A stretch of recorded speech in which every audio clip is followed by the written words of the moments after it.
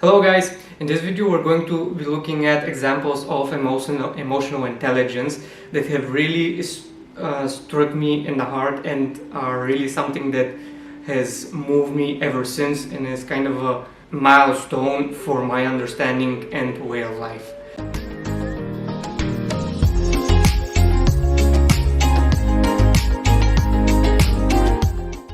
The first example is something that is directly connected with me because I am the actually the person that the emotional intelligence was applied on, since actually at that moment I really, as it turns out, needed it.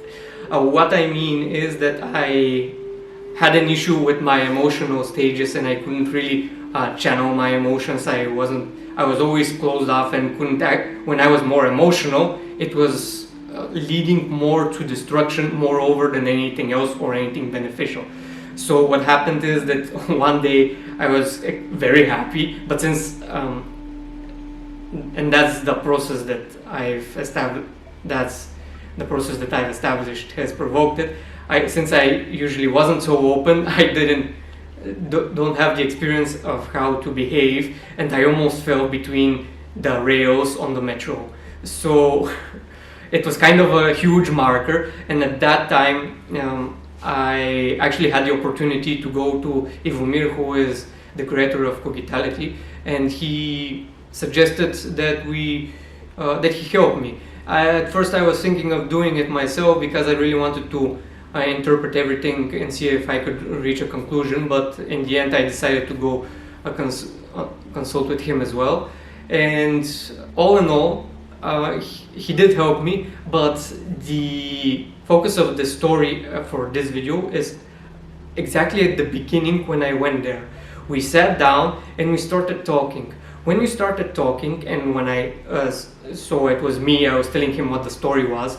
When I looked at him, I was so sure that he knew what I was talking about, what happened and what we were supposed to do, but at the same time he didn't actually cut me off and tell me what to do. He actually listened to me all the way through, and then we started establishing what we should do, and he gave me examples and ideas and what we should do. But that single moment when I looked at him and while he was listening to me about my story, and the way that he helped me really helped me realize how it actually helped me feel really free and free to express my emotions, which is probably something that I hadn't done at that moment because, as I said, I was always really closed off and didn't have any experience being open.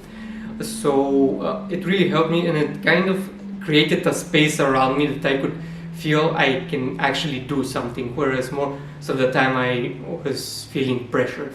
So that's the first example. It really did help me understand the situation better.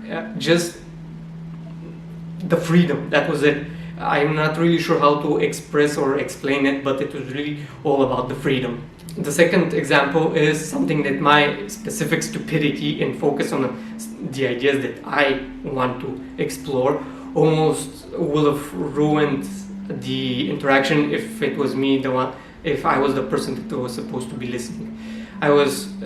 So in this case I wasn't at the event, I was watching a recording on it, and it's about Bashar, an Italian event, and I saw it on Gaia when it was free. I don't remember when it was, but I think it was last or 2019. It was an event that happened recently, and what happened there was that usually as Bashar's sessions go, he actually shares something with us, gives us information for development, ideas, practical applications that we can do with specific things, whatever might be useful to us. And after he finishes with his message, he turns to the public and asks if they have any questions so that he can help us and we can discuss on them. And what usually happens is that most people just ask questions about themselves, and that really bothered me, you'll see why, because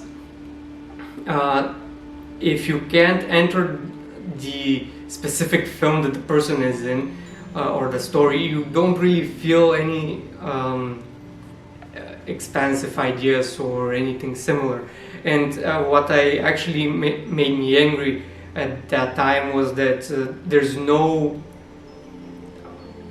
useful practical questions that we can all use, right? They were all specific. And the first person was a woman that had lost her mother recently, and she had discovered something, and she was having difficulty establishing a connection with her. It was something similar, and I was really uninterested in that. I was listening though, because I was still interested to see how the session would go. But again, I would have preferred if he just sent her away. And I was actually hoping that he would send her away so that the next person can come over and we can continue with something more useful. But what happened was that Bashar listened to her and gave her guidance, and I gave her advice which helped her. But the most important part was that, for me, the second person that came after that first lady was another lady, but at the same moment when she started talking, she actually said that she understood why she's on the line, why she's at the event, and how she can actually help the woman that was just now asking her questions. And that kind of broke my mind, because I just realized how useful and Bashar was at that moment to both women, for just listening to them and allowing them to express their feelings and thoughts and what questions in general, whatever they were there for. And that's something that I believe I am missing, about listening enough to people to see what they actually are looking for.